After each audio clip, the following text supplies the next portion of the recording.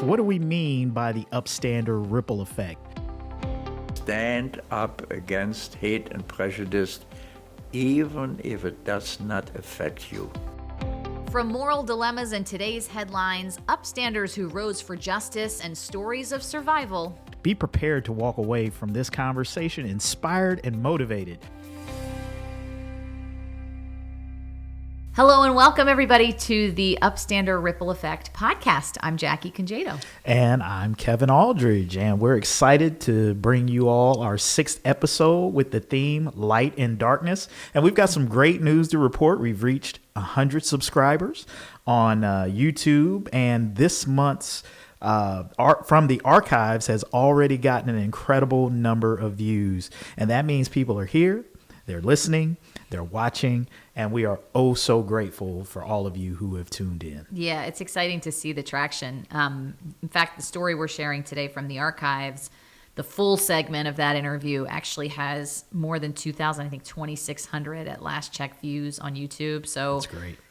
You know, we'll see how many people out there are watching based on the little clip that we provide today. I think this is a really compelling example of light in the darkness, which we all can use these days. I was thinking about this theme of light. We've had a busy week at the Holocaust and Humanities Center. We had hosted our annual meeting, and we had a good friend of ours, Eric K. Ward, who is the executive vice president of Race Forward and really a longtime civil rights strategist and advocate. I just invented a new word, advocate. There we go. Make sure you copyright that before somebody else steals it. You heard it here first. He joined us actually in conversation with our scholar in residence, Dr. Sarah Crane, who this is a role that's in partnership with the University of Cincinnati, where she teaches a couple courses at the university on Holocaust and genocide studies, and then is with us, as part of our education team, sort of embedded from us, helping to deliver the best, most current scholarship in the field.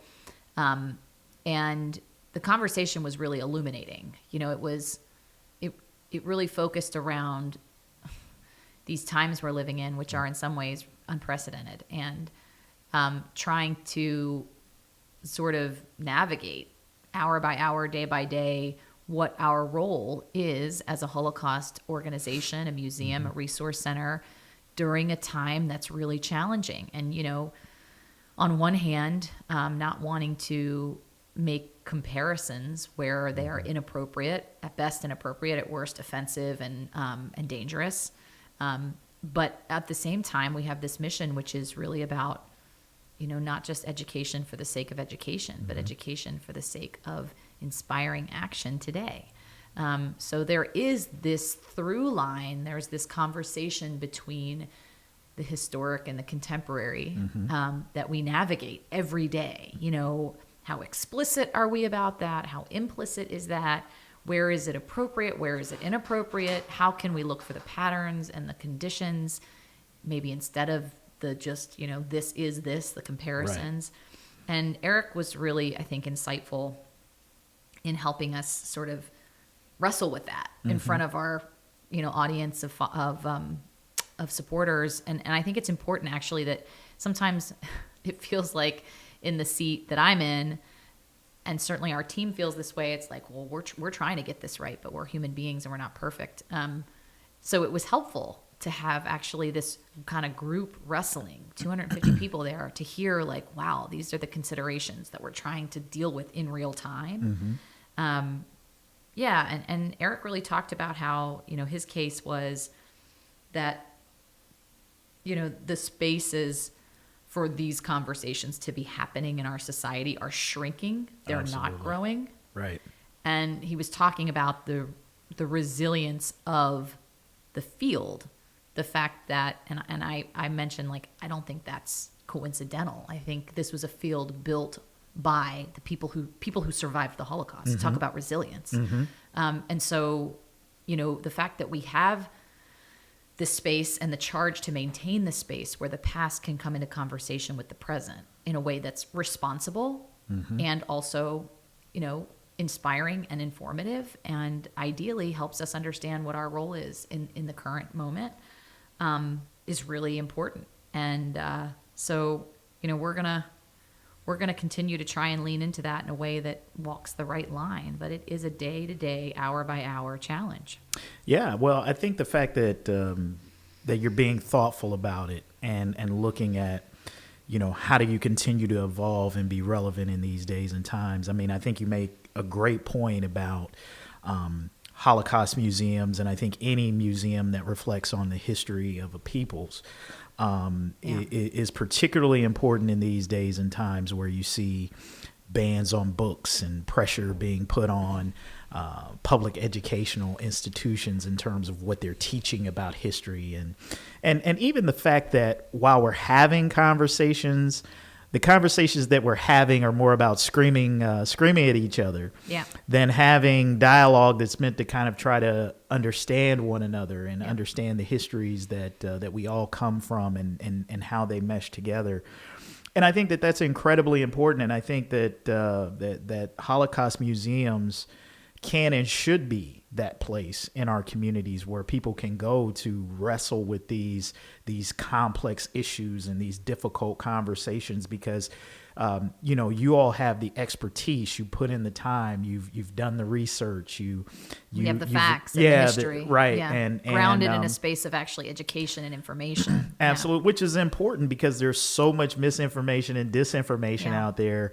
There have to be institutions within our community who take that solemn responsibility of dealing in facts, right? And people need a place where they can go to get that and trust that the information that they're receiving is not being processed through some sort of political filter or the agenda of someone else who has a different space.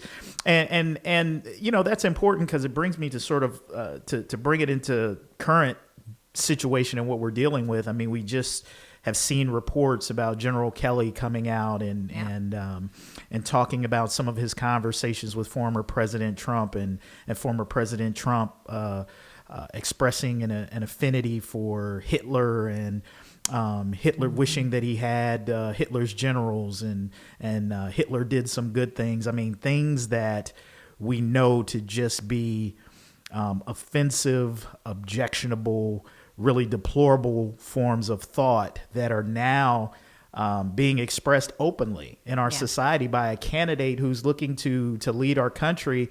And, you have some folks who are sort of falling all over themselves to justify these comments. And it's troubling things like these in these days and times that says why these things are important. General Kelly, to his credit, maybe kind of tried to give the former president some grace by saying, well, maybe he didn't know or understand the history. I mean, I think that's being very generous in that situation. I don't know anybody out there who doesn't know about Adolf Hitler and sort of his history and shouldn't have a general decent understanding. And he knew enough to say he admired. Sure, he knew of him. He certainly did know. But that's all the reason why it's more important that we have institutions like Holocaust museums that can tell the true history of these situations so that people can clearly understand that when things like that get said, what the impact of that really is and what that could bode for all of us. Yeah. What does it mean? Forward. What does it mean? And in a time when Holocaust denial and trivialization and just revisionism of history in general is growing more and more rampant. I think it is really important that, we can set the record straight to say, let's be clear about who Adolf Hitler was, what the regime that he led did. And, I mean, this is an example, I think, where, there's some hesitancy that I think we all feel to not want to politicize a conversation or, get involved necessarily if, in a way that could that could draw comparisons that are problematic. But when someone themselves, and this is not saying this thing is like that. We have a candidate for the highest office in our country who, according to,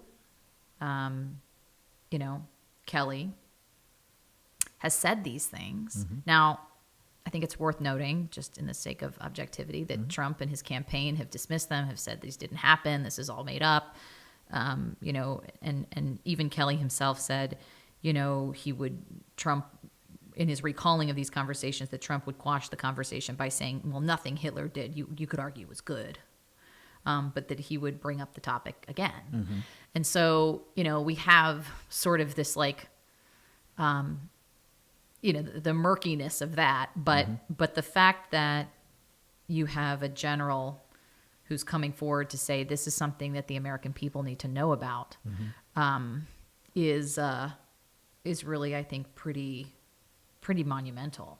And when someone says that they admire in any way, the things that Hitler did some good things, is what Kelly said that Trump had shared, and even that he had raised the idea of needing. Kelly raised the idea. Kelly recalled, and I'm quoting here, that when Trump raised the idea of needing German generals, Kelly would ask if he meant Bismarck's generals, referring to Otto von Bismarck, the former chancellor of the German Reich, who oversaw the unification of Germany. Surely you can't mean Hitler's generals, Kelly recalled asking Trump, to which the former president responded, yeah, Hitler's generals. And again, this is all per the interview with Kelly and what he claims was said. But it is, it's so concerning. And I think it just speaks to the fact that this language, this rhetoric, has real consequences when it's normalized like this. Yeah. And I think the danger, and again, just keeping this in the historical context of what we can learn from history, and you wonder how Germany became to be what it was, how Hitler came to a rise of power, and how that can happen in an area. And I know that that we tend to think here in America that we're untouchable, that we're invincible, that our democracy will never fall, and that exceptional these things, in that way. these things can't happen here. But a lot of that was kind of a prevailing thought and mentality even in Germany at that time. Yeah. And these are how these sorts of things can begin to manifest. And I think when someone expresses these things, I mean, think about this. Until recently, a comment like that would have been an automatically disqualifying comment by any candidate for office. I don't care if you were running for dog catcher. Or forget candidate, athlete. Yeah. Music icon. Right. Someone who glorifies Adolf Hitler is a career killer. Yeah. No matter broadly speaking. Yeah, no matter what area you're in. And I think the fact that we are should be. And I think the fact that we are entertaining this, giving serious consideration to someone who would express these ideas is a telling point about sort of where we are in this country in terms of what people will justify to get what ends they would like to get, whether that's a tax cut or whatever it is that you think you're going to get by electing this individual. And I know some people will say, oh, well, this is what General Kelly said, and it's his word versus the former president's word. But I think one of the things you got to take into consideration, which is something we used to do in this country, is a person's track record and their character. On one hand, you have this decorated general who has literally laid his life on the line time and again for his country, whose son lost his life in that same manner, someone who has no record of falsity. And on the other hand, you have the former president who I think we've lost track of how many quote unquote lies or misleading things he said over the last decade, and who dodged his service to our country. So I think, if I'm going to look at the two and I'm going to say, who's more likely to be telling the truth in this situation? me personally, I'm going to believe, General Kelly. And I think the fact that, so many people are willing for whatever purposes that they think that America is going to be better under this guy. I just don't see, as they say, the math ain't math. And for me, I don't know how you get to that equation from someone who would espouse these type of ideas. And I think we're in a dangerous situation in terms of the mentality and what we're willing to accept in this country. And it's again, when you wonder how democracies fall and people get to places like this, it's not too difficult to see. Yeah, it is. It reminds me again of this conversation we had with Eric about, what is our role? And I think our role is to help people understand, for anyone who doesn't. When anyone says, whether it was a former president, whether it's somebody else, there have been people throughout history who have made the mistake, or maybe for them it wasn't a mistake. This is what they wanted to say, of glorifying or in some way praising Adolf Hitler. It's our job as an education institution to help people understand exactly what that means. Yeah. Exactly who he was, what he led. And and so I think we well, I don't think the former president. Yeah, I don't think the former president says anything he doesn't mean to say. In fact, that's one of the endearing qualities that many of his followers, as espouse that they like about him, is that he says what's on his mind. And so clearly in his conversation with General Kelly, this was what was on his mind. Yeah. So unfortunately, it's a continuing sort of disorienting space to be in. But I think it's important that we recognize, that's this conversation we're having now is not a normal conversation at all. Unfortunately, it's become again, it's right? become normalized, right? We talk about these things that we fight against the normalization of, and you're totally right. Like, these conversations didn't used to be normal. I said it before we started, taping the pod today, is that people are now having to say things that were just generally understood. Things like, well, words matter. Well, like, yeah, right. Like, is that even something that we even need to say these? But we're living in times where that does have to be said, because we're fighting against a wave of abnormality that is fighting to become the new normal. Yeah, and I think that right. That those of us who are resistant to these ideas becoming accepted have to push back. You can't stay silent on these sort of things, which is why I'm glad General Kelly finally decided to break his silence and go on the record. It's a little later than I would have liked to have seen, considering how long he's been kind of sitting on these stories. And I don't know, maybe he was hopeful that Donald Trump would just kind of go away, that the phenomenon would fade and he would never have to tell these stories until now. But I think that people of good conscience and of goodwill can't afford to be silent on matters like these and sit on the sidelines. I think, endorsing Adolf Hitler, anything that Adolf Hitler did, has to be something that I think all of us have to stand up and say, no. That's a line. Yeah, that's a line. Yeah. Well, as we all head to the polls and do our civic duty, I hope every election that whoever you're voting for, please go out and vote. Mm-hmm. It's so important, and it is the backbone of our democracy. Mm-hmm. So, as we all head, regardless of what side we're on, feeling like this is a pretty precarious time, I hope that we can all take pride in our responsibility as Americans to go cast our vote and do it with pride and honor and resolve. So hopefully we see a very peaceful, the power of democracy in action on Election Day is always something that sort of grounds me. And I'm really hopeful that we will have another strong, lots of people participating election in our country.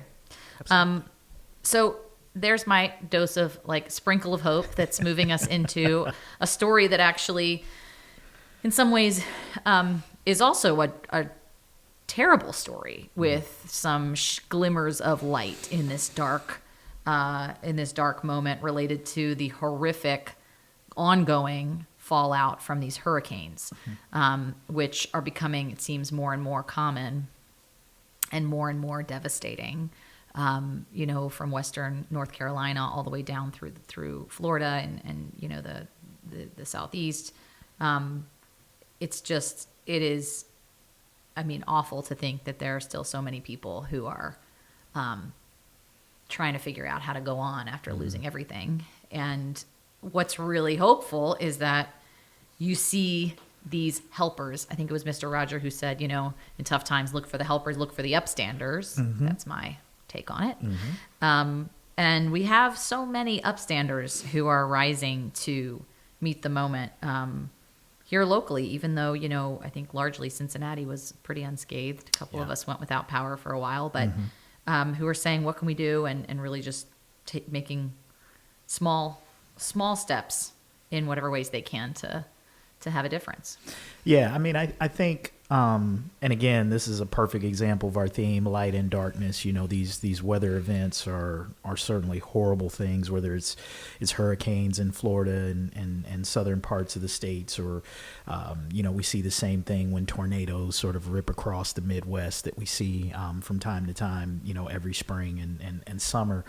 That when bad things happen, most of the time, 99% of the time, it brings out the best in all of us. It sort of makes us recognize and channel our inner humanity and understand that, but for the grace, of God, go I, that any of us could be in these situations. And if you get away with having to go without power for a few hours or even a day, that you recognize that pales in comparison to what some other families and other places are experiencing. And I think that people tend to dig down deep and want to be a part of helping their fellow neighbor. And that's one of the things that gives me hope about where we are as a country, because there are times, there are glimpses that show what we can be when we decide that we want to be better and that we don't want to let our petty differences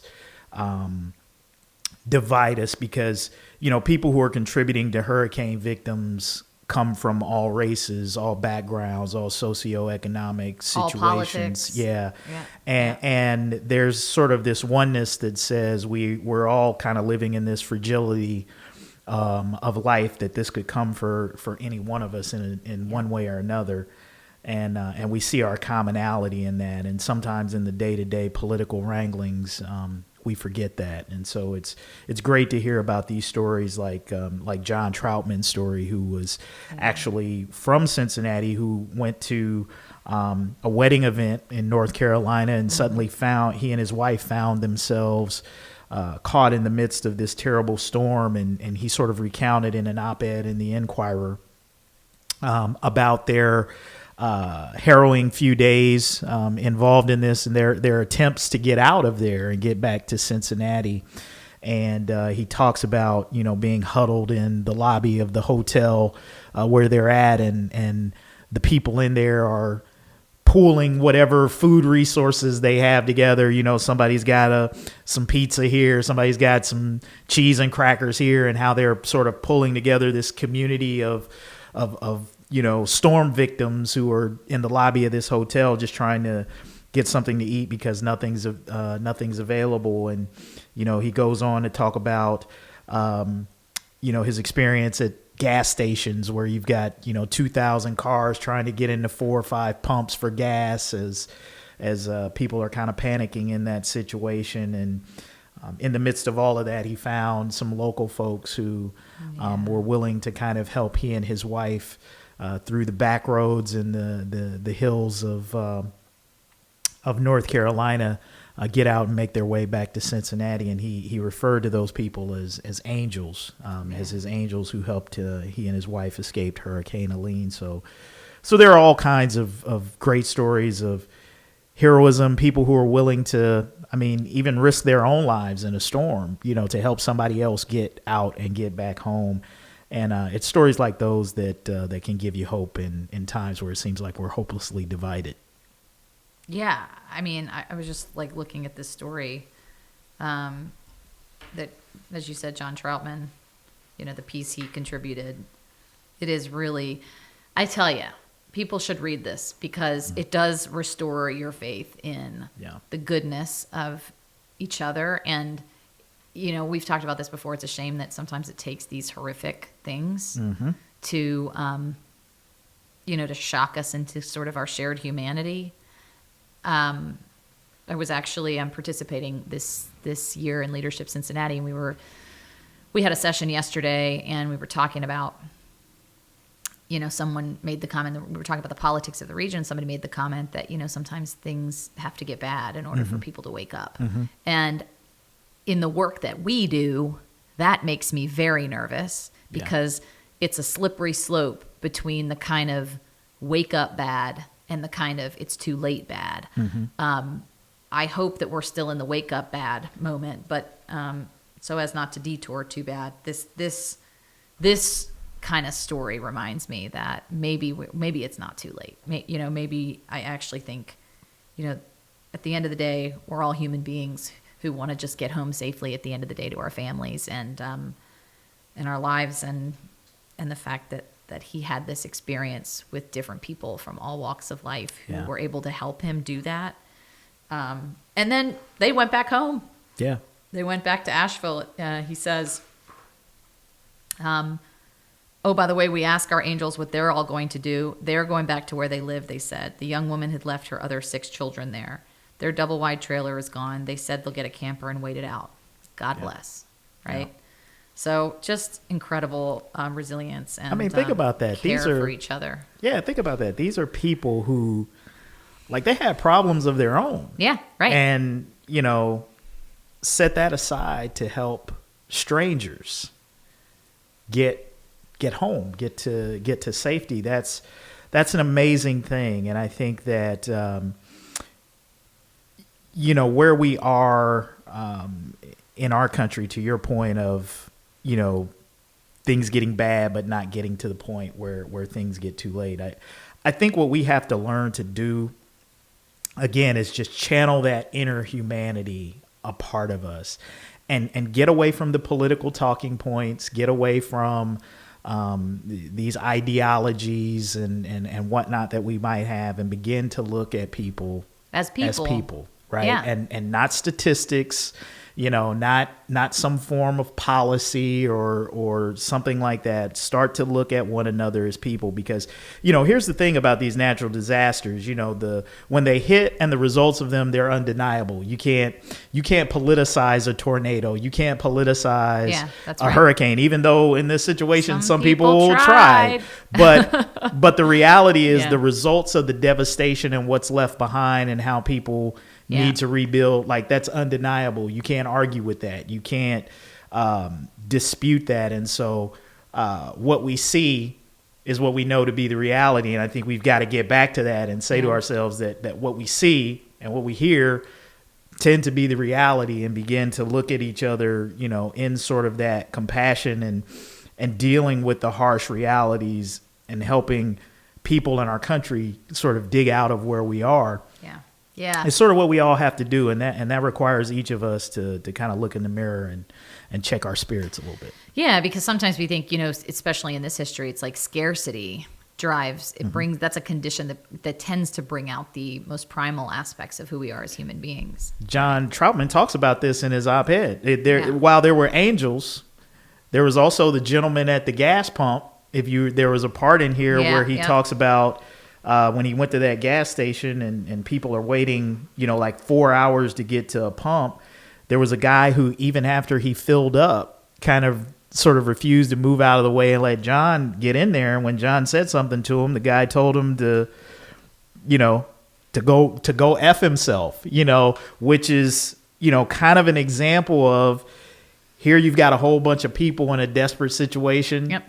Probably worried about, hey, are they going to have enough gas to fill up my car and all, right. The next however long. Like that's a real situation where you can see like the worst impulses of people can tend to take place if you're just worried about, hey, I got to fill up my car at the expense of, whoever else. That kind of mentality can certainly take place. But that's why these kinds of moments are such an interesting and important study of human behavior, because just like that same night, there was that guy, there were these angels.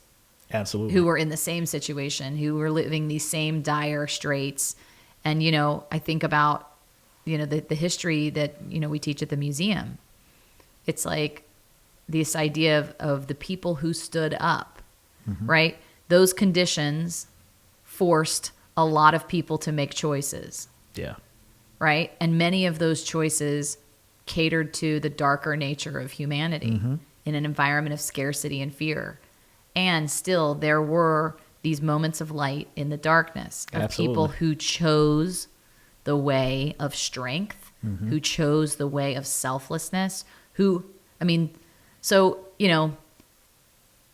not inherently good or bad. We are the product of our choices. Yes. And I just think it is also helpful to remember that it all hangs in the balance. Sure. It's all on each one of us in each moment to make the choices that pull us towards our better nature, that bend the arc of humanity towards the better, right? Yeah. Towards the more just, towards the more caring. And it's possible, even in moments of scarcity, to do it. I hope people will go back and read this, because even though I think we're doing a good job of talking about it, I still think He does a much better He job. does a much better job He of does telling a the much story. better job. But to your point about choices, the other thing that I love in here is at that same gas pump when they first pull up there and there are all of these people, he describes it as pure chaos. Yeah. Like everybody's everywhere. Yep. And there's this conversation going on in the car between he and his wife, like, hey, somebody's got to get control of all of this chaos because people are all over the place. And Mr. Troutman, the author, is like, I'm not getting out of the car. So his wife does. She makes the choice to get out, and she starts to orchestrate and make sense of all of these cars that are Desperate. in chaos at this gas station. And so here's an example of a husband and wife in a situation where the husband made a choice like, hey, I'm not getting out into this madness. I'm staying here in the car. I'm not going to subject myself to that. And the wife was saying, no, somebody's got to do something, because if somebody doesn't do something, not only might not we get an opportunity to get gas, but it's just going to be a mess. Yeah. And so I think, this story in and of itself is filled with a lot of Wisdom. lessons and themes that we talk about on the Upstander ripple effect, and it really is worth a read just for that. And Mr. Troutman did a great job of telling that. She story. might have, Karen, his wife, might have actually had a strength. We talk about people who activate their. She might have had a strength Absolutely. that fit that moment to get up and get out of the car, and maybe it was one of bravery, maybe it was one of perseverance, or sort of another action-oriented strength. He has another strength, right? And his strength is one that actually, I'm trying to think of what the right one would be, but the fact that he was thoughtful enough to document this whole thing for Absolutely. the sake of other people to learn from it, that's a strength also. Yeah. So, we like to think, well, was she the upstander and he was like still trying? No, he was doing his own Absolutely. upstanding. And I think that was even the theme of one of our earlier episodes, wasn't it? About, setting I can't remember what it was, setting the record straight or keeping the record, or I can't remember exactly what. I'm certain it was one of the themes of one of our this very thing about documenting and keeping. Well, it's about bearing witness. Yes, exactly. Yeah, that was the last one. Certainly, that Totally. was He his character is someone strength. who has a strength of bearing witness. Yep. Speaking of bearing witness, so moving to another really interesting bright light in the darkness. I had the privilege of being at the opening night of Rutka, the new musical at the Playhouse. This is an incredible story, which was brought to life by a producer team. So Rutka, takes this sets the stage in 1943, war-torn Poland. A young girl, 13 years old, Rutka, and her friends are trying to live life as normally as possible while confined in the Jewish ghetto. And And so it really is just a snapshot of this teenage girl and her humanity and the humanity of the people she was trying to literally survive with, as they face all of these forces of dehumanization and violence and real terror. And yet it is so grounded in the story of like a 13-year-old girl who's worried about boys and keeping a diary and, you know, what is she wearing? What does her hair look like? You know, where they go to school? How do they feel about going to school or not going to school? It was so human and beautifully brought to life in this new musical at the Playhouse. And so just a shout out to the team that delivered this, the team of actors, the producers.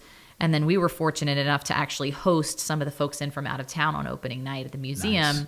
And we had, so it's worth spending just a minute to tell you about the way this came to life. So Rutke, at 13, wrote this journal, similar to the story of Anne Frank, right? She kept a diary, a journal, and she was friends with a Polish girl, a little older than her, during the time of the war, and they maintained some relationship and friendship during this time, you know, when they were relocated to the ghetto in Poland. And at least as far as the musical sort of portrays, they were living so Rutke and her family and many other Jewish families, this was very crowded conditions, were living in this apartment that had been occupied by this Polish girl and her family.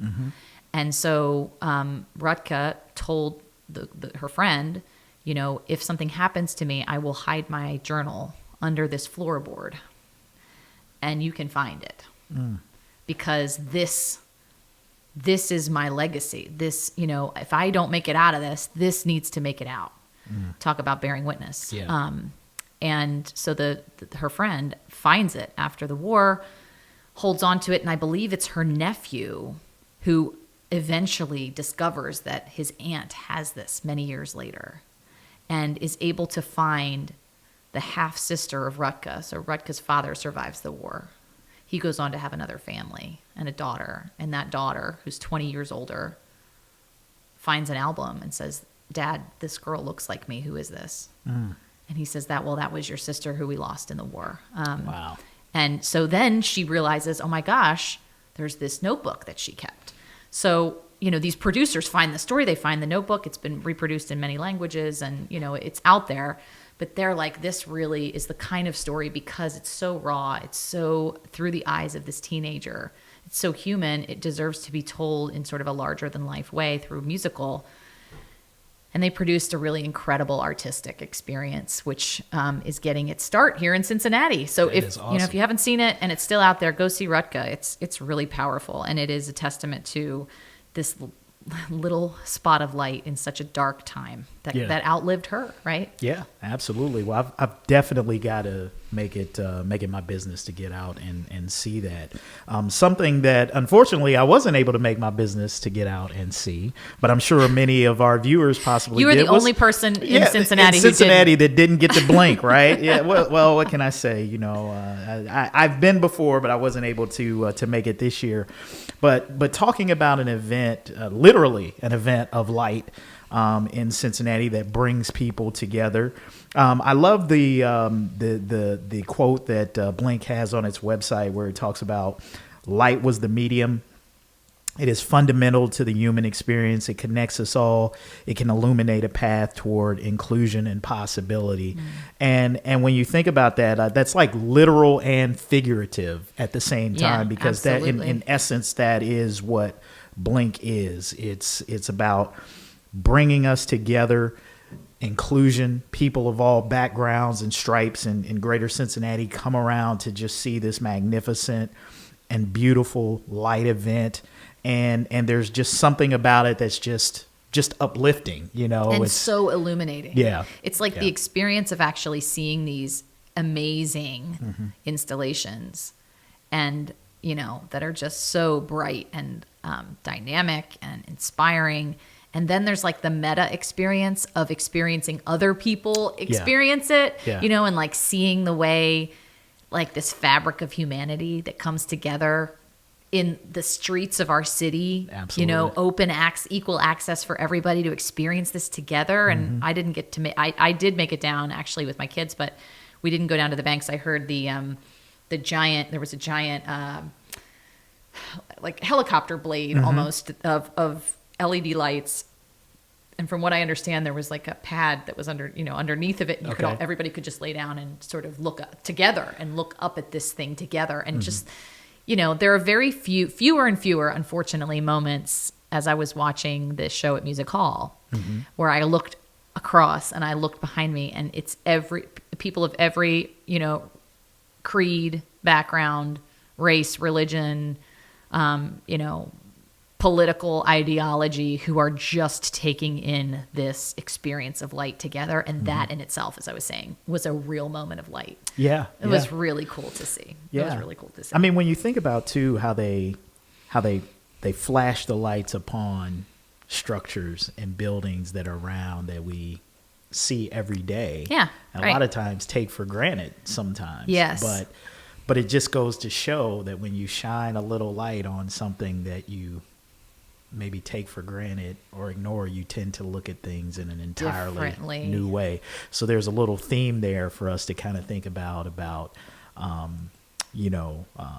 shining light on things. Yeah, and possibility. Yeah, the possibility absolutely. of that. Pivoting to our story from the archives this month, which is really such a poignant example of light and darkness, both literally and figuratively. We're going to introduce you to a really special person. I am so excited to get to share her story. She's one of our survivors, has become just I've gotten to be close with her and learned a lot from her.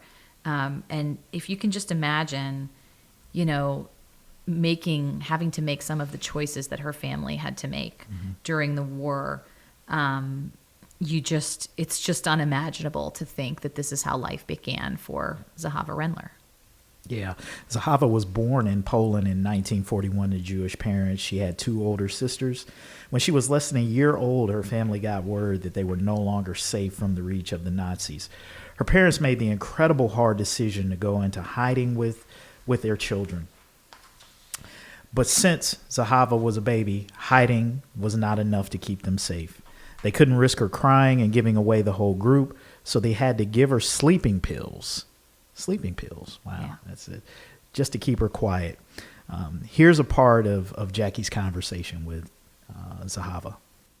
I remember my mother crying and giving me away to a man. I did not know who was that man. Later on, I learned that was Stashik, our caregiver that saved our life. And then I remember very well, I must have been about 2.5, the nuns in the convent. A lot of very nice women with long brown coat, like a coat or a dress. Yeah.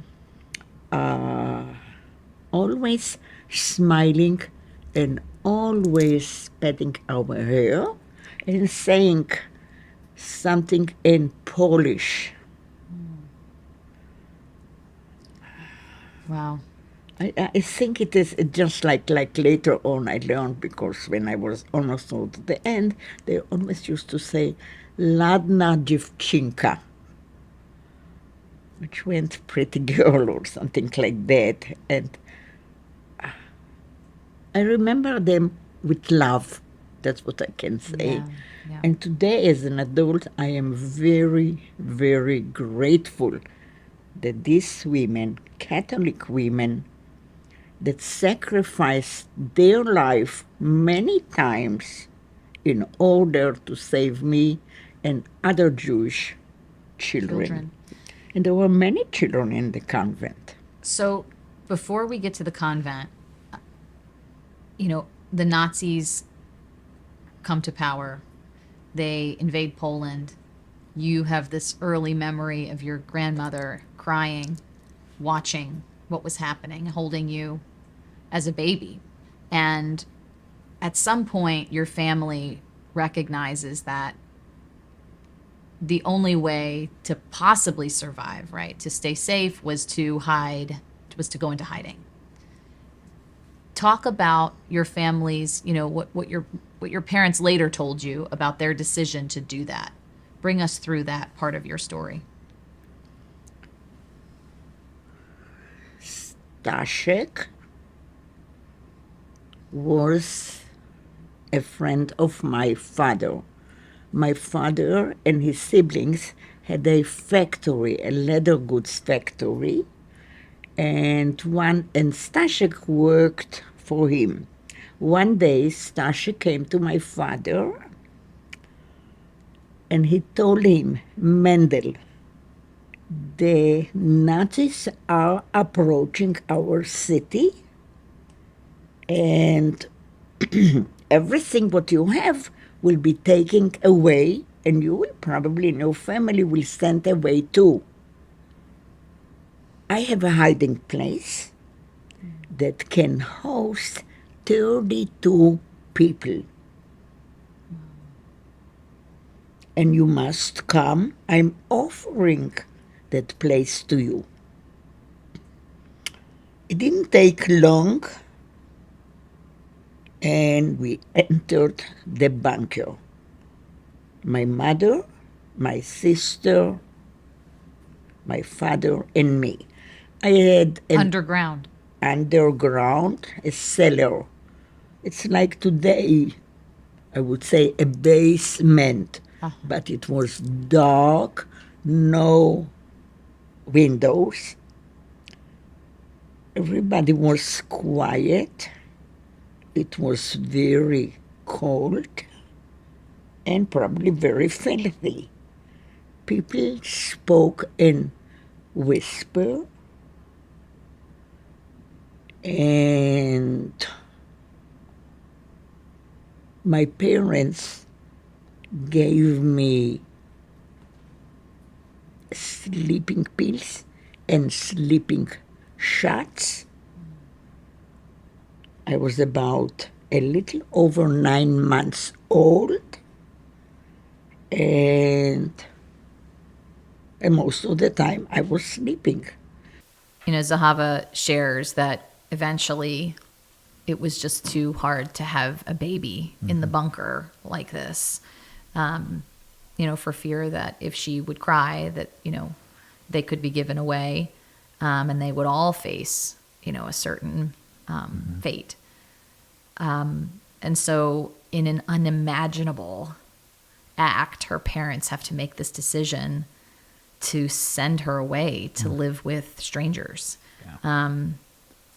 And the woman who they sent her with kept her for a period of time, and then she became too concerned that she would be found out, and so she handed Zahava off to a convent in the care of some Catholic nuns, who kept her and other Jewish children, as Zahava says, at the risk of their own lives. And this is where Zahava, at 2 years old, survived the rest of the war.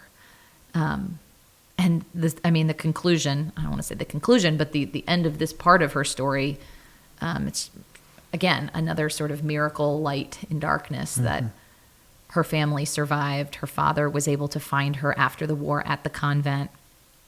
They reunited. But it just unimaginable. And, as I'm sitting there having this conversation with her, it's just chilling to think this person in front of me had this experience. This was not generations ago.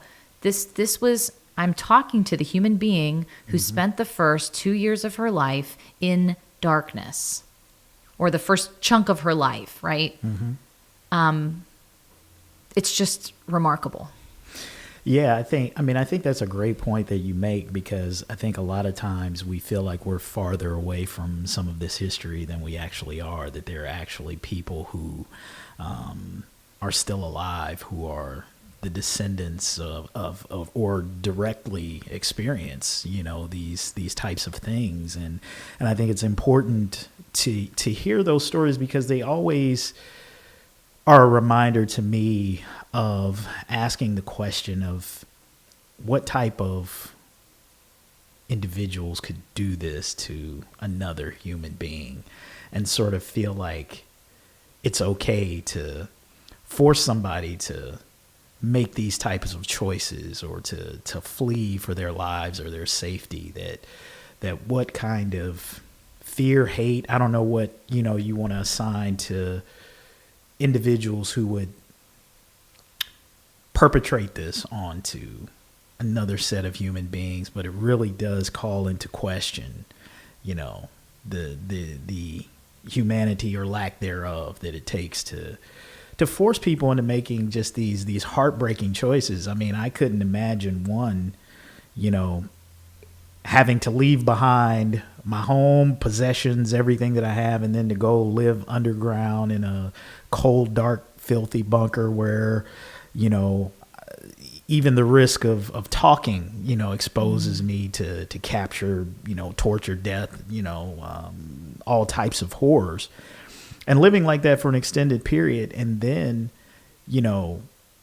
having to give my child sleeping pills, like constantly keep my child in a constant state of sleep just to avoid like that. Even that has to be, oh my gosh, just a very tough decision, because of what you're doing to your child, not just for your own survival, but for the people around you. Like, even just making that decision in and of itself is a horrible one. Choice. Yeah. And it only gets worse from there. Right. The choices that you have to make for survival, and how that must make, we talk about the people who perpetuate this, but when you're a parent having to make that choice, how do you feel about yourself having to make that choice? So it's a horrible situation that I think if we all take the time to sort of learn from this, what it should do is make us check at all points and times in terms of the decisions that we make, who we choose to support and what we choose to support, what we choose to get involved in, and how we consume information. Yeah, like all of that. That's of that the gatekeeper, matters. I think. Yeah, all of that matters, especially if we're going to try to take this attitude that we want to be a part. We want to be the light that we bring versus the darkness. Yeah. And there were moments of light. I mean, the fact that there were people, Stashik, right? This man, Polish man who worked for her father, who saw what was coming and said, "We've got to get you all." I mean, we brushed that off as like, oh, well, and then he did that. Well, no, I mean, there were so many people who were not doing that and who were doing the opposite. And the fact that he said, "I will, at risk to my life, hide you and your family." And then, the upstanders, the brightness of this Polish woman who took her, of the nuns who helped basically raise her in those early years and keep her safe in this convent. Those are incredible acts, as we were talking about, during a moment of scarcity and fear and real proximate danger that people stood up. And then also just, the light of Zahava, which I should mention is actually the Hebrew, it means gold in Hebrew. Ah, okay. She went on, she and her family went on, they lived in Israel for many years after this, before coming to the United States.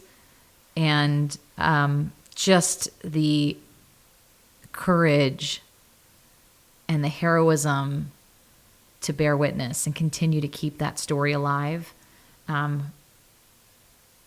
is really admirable, and such a light in and of itself. The light of education in the midst of sort of the darkness of ignorance. Yeah, for sure. And you could tell, like, even in the recounting, some of this was just difficult for her to even tell. And so the courage of just sort of, because every time you tell those stories, you relive them to a certain degree. And that just has to be, I can't imagine as chilling as some of that was to hear. I can only imagine, what it's like for her to tell that story over and over again. Relive it. And she remembers things from when she was so young that were so impressionable. She was so impressionable, and they made a real impression on her. These, remembering being held by her grandmother, who was in tears as the Nazis were approaching, and remembering what it was like in the bunker. Just the feeling of darkness and cold. It's chilling, and it's so inspiring to watch her continue to make that choice every day to let that light shine, the legacy of that. Yeah. So thanks to Zahava, you can catch the full episode. You and 2,600 other people will have watched it on our YouTube channel. The link is in our show notes. And then as we wrap up, I just wanted to move to our Upstander shout out that we're trying to do now every episode, and just give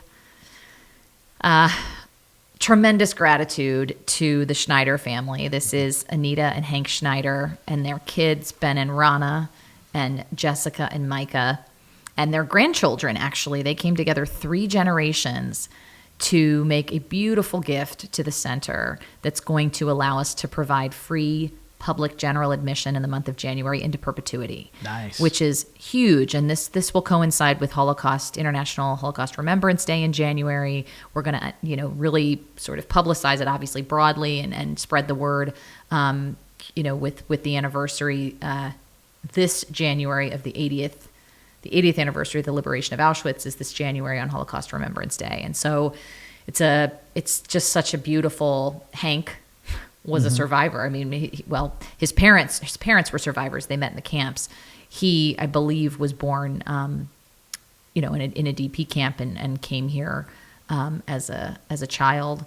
But their story is remarkable in the fact that he and his family are taking on the charge of that legacy to expand access for, to this history for the sake of all of humanity is really admirable and such an upstander move. Absolutely. And just falls into our theme of light. The gift is certainly the act of an upstander, but I believe information is light. And yes. So through that gift, being able to give essentially free light to all those who would come to get it. And I would encourage anyone listening or watching to take that opportunity to you don't have to wait till January, but you should come and then come back in January as many times as you'd like. Yeah. So absolutely. For sure. And then, I wanted to just share another nugget from my little upstander who I live with,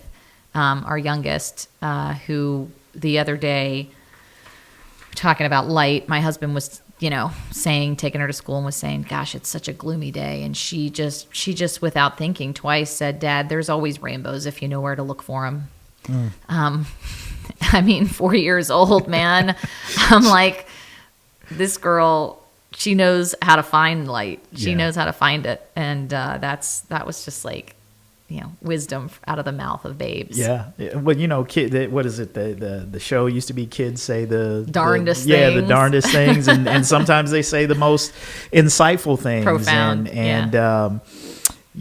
I do think that's just so important that, we do have to learn to look for the rainbows, because after every storm, after every, rain, dark period, that's true. There are rainbows and you, too often, we don't do enough to look for them. We focus on, the storm damage, as opposed to, trying to look for the beauty of the rainbow that comes after. And, if this idea that if you're looking around and you can't find any rainbows and you don't see any light, then maybe it's you. That's the Rumi quote. If everything around you seems dark, look again. You may be the light. Yeah, right? Absolutely. I mean, that's what we talk about here. That's what being an upstander means. It means letting your light shine. Not hiding your light under a bushel or under a table. That we want to let our light shine, and whatever character strength it is that we possess, if we want to be the difference, if we want to be the change, so to speak, that we want to see, then we've got to be able to do that. And particularly in these times where it's so easy to just complain and despair and want to talk about all of the darkness, that really is around us. I think we've got to take more control and more charge and and just cut our light on, and every day, even if that's just a smile, I mean, I try to extend that, to everybody I come across every day is to give them a smile and a hello. Even that little bit of light, might be enough to make a difference in somebody's day. Yeah, or carry them to shine their light a little brighter. Absolutely. So we have a charge for you if you're listening and you want to help spread some light. Shameless plug. Spread the word about the Ripple Effect podcast. Text one person, share the show with them, see what they think, ask for their feedback. We love growing our community of listeners, and it's exciting to see where we've come from, where we are, but there's always more minds to open and hearts to change, and we love to be in conversation with everyone who's listening about this stuff. Absolutely. I look forward to the day where we can come in and talk about hitting 200. Yeah, there you go. Right? There you go. And that wouldn't take that many. So if everybody texts one person, that's then right. we'll be there tomorrow. It just every subscriber that we has bring one to the party. There it is. There's 200. There's 200. Well, we will end on a note of just encouraging people not only to just watch and subscribe, but to also think about how you are bringing light to whatever darkness is around you, and letting that light shine as brightly as you possibly can. Love that. All right, we'll be back next time. Thank you for joining us. Let us know your thoughts on this episode. Our email is in the show notes. You can listen anytime on Spotify, Apple Podcasts, or visit holocaustandhumanity.org/podcast. You can also connect with us on Instagram and TikTok at Holocaust and Humanity, and X and Facebook at CincyHHC. The Upstander Ripple Effect is a production of the Nancy and David Wolf Holocaust and Humanity Center. The center's mission is to ensure that the lessons of the Holocaust inspire action today. This series is part of the Cynthia and Harold Gutman Family Center for Storytelling. Visit us in person at Historic Union Terminal in Cincinnati, Ohio, or online anytime at holocaustandhumanity.org. Managing producer is Ann Thompson. Consulting producer is Joyce Kamen. Technical producer is Robert Mills. And technical director is Josh Emerson. The opening sequence is by Ken Furman. Select music is by Kick Lee. And this is recorded at Technical Consulting Partners Studios in Cincinnati, Ohio.